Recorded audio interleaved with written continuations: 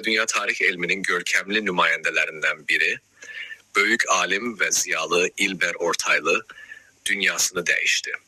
Onun vefatı tekçe Türkiye için değil, bütün Türk dünyası ve tarih ilmi için büyük itki hesab olunur.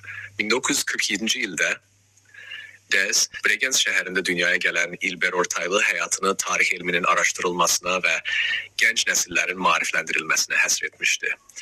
O xüsusilə Osmanlı İmperiyası ve Türkiye tarihinin en derin bilicilerinden biri kimi tanınırdı.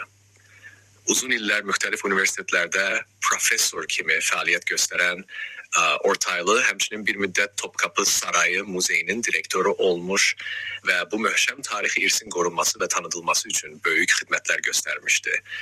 Zengin biliyi, iti zekası ve təsirli nitqi ilə tanınan alim çoxsaylı kitabların müəllifiydi ve geniş oxucu auditoriyasının sevgisini kazanmıştı.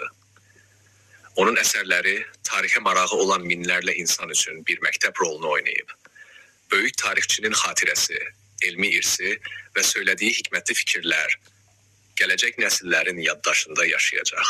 Allah rəhmət eləsin, ruhu şad, hatiresi ebedi olsun.